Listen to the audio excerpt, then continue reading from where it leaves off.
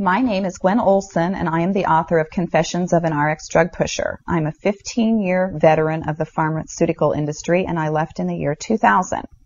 And what I would like to do today is I would like to dispel the myth that the pharmaceutical industry is in the business of health and healing. Because in fact, what the pharmaceutical industry is in the business of doing is disease maintenance and symptoms management.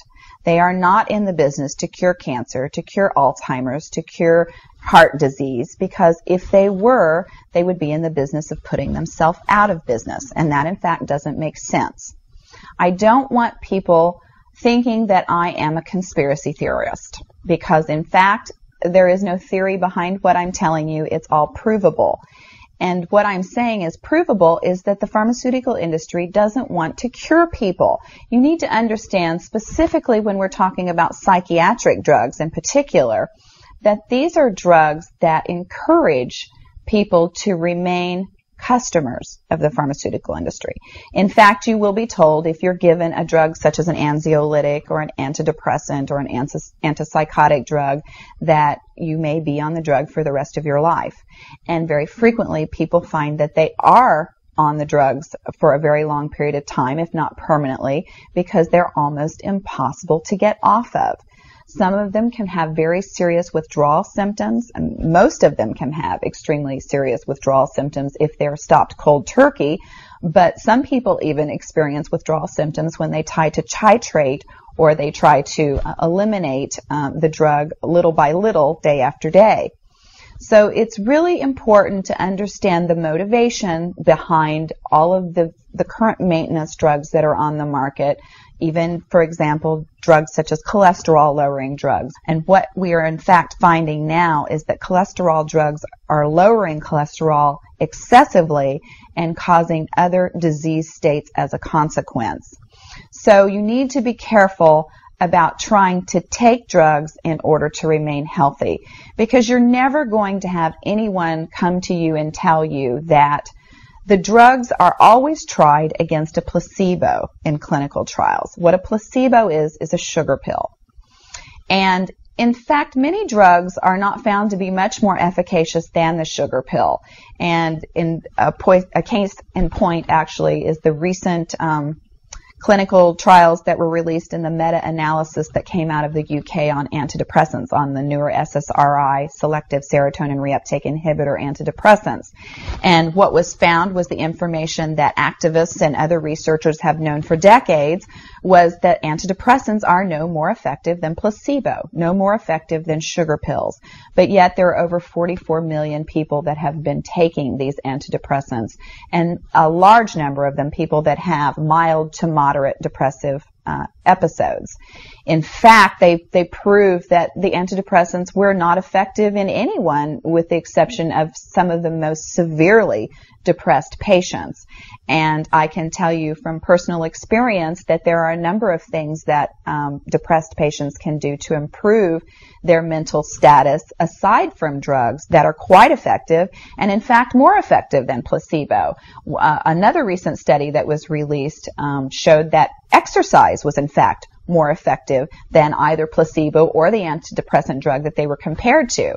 But just like Bill Maher said in his show, we're never going to hear any ads on television that are sponsored by anybody saying, the New England Journal just announced that exercise is twice as effective as antidepressants in curing depression.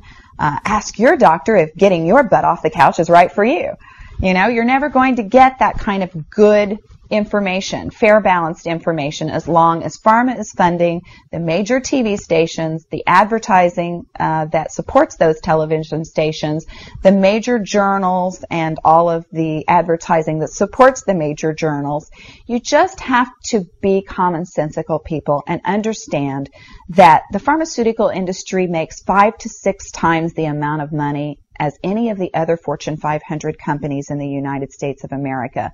They are not going to easily or readily give up that income. And we are, in fact, considered a human commodity.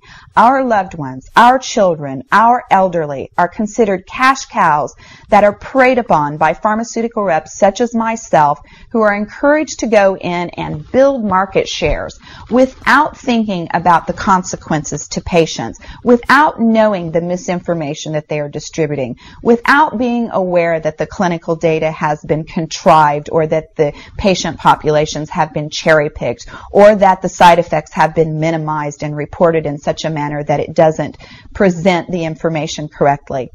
I spent 15 years in this industry. I was one of the best, but I'm here to tell you that the industry has run amok, that we are at a severe crossroads in this nation, and that we have got to take our power back, and we have got to start making the pharmaceutical industry accountable for their actions and for the defective products that they're putting on the market. It won't be long before every American is affected by this disaster, and we need to be aware of what the differences are between diseases, between disorders, and between syndromes. Because if it doesn't have to be scientifically proven, if there are no tests, if there are no blood tests, CAT scans, urine tests, MRIs, if there is nothing to document that you have a disease, then you in fact do not have a disease, you have a disorder, and it has been given and has been diagnosed pretentiously, and you need to get yourself educated and understand that there are options, and those options are much more effective than drugs. You need to look into the nutritional aspects of your diet and your lifestyle aspects. Are you exercising? Are you taking care of yourself in the ways that you need to be proactive about your health?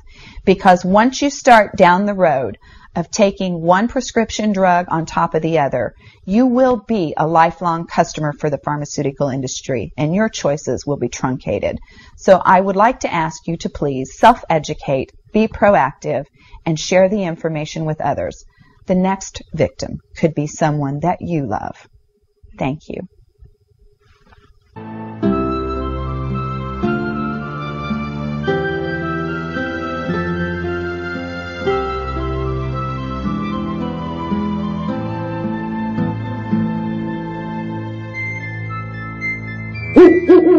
Mm-hmm.